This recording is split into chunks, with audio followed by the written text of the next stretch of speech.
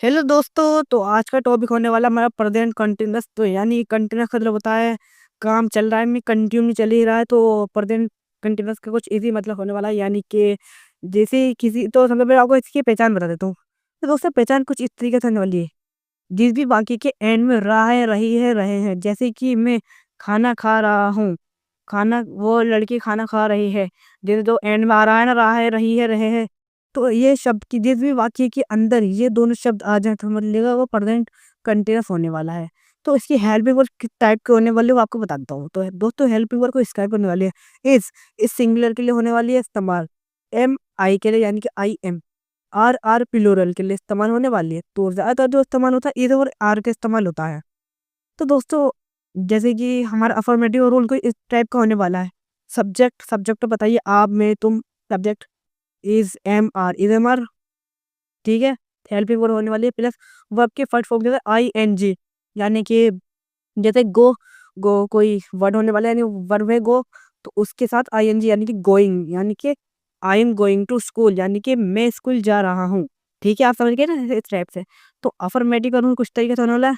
आई N G verb की first form I N G plus object plus negative, negative subject plus is am are plus not, क्योंकि negative है ना इसलिए हम मना कर रहे हैं किसी काम को। सब्जेक्ट वर्ब के फर्स्ट फॉर्म के साथ I N G plus object. ठीक है। इंटरोगेटिव को आपको बताइए कि कोई हमसे कोई क्वेश्चन पूछता तो हम उसका जवाब हाँ या ना में देते हैं, तो इंटरोगेटिव सेंटेंस होता है।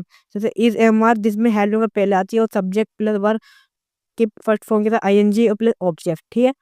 और डबल एस फैमिली यानी कि डबल एस यानी कि हम किसी क्वेश्चन प्रश्न करते हैं तो उसका उत्तर वो बिल्कुल सही सटीक देता है, यानी कि बिल्कुल हाँ या ना में नहीं देता, वो जवाब देता पूरा।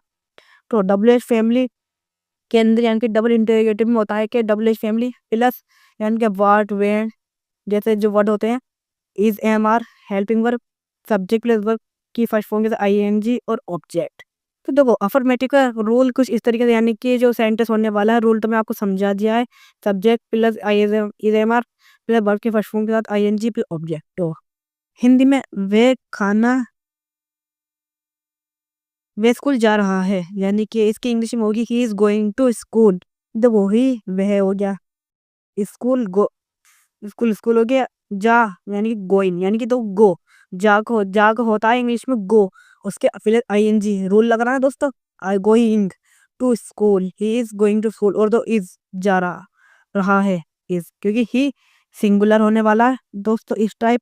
तो इसलिए इसके साथ he is going to school यानी कि इज लगने वाला है। तो नेगेटिव नेगेटिव को आपको बताइए, हम किसी काम को करने के लिए मना करते हैं। वे खाना नहीं खा रहा है। दोस्तों वे खाना नहीं खा रहा है, देख सकते हैं आप। हम मना करें किसी काम को, नेगेटिव है। तो he is not eating the food, he वह इज नॉट यानी कि नहीं खा रहा।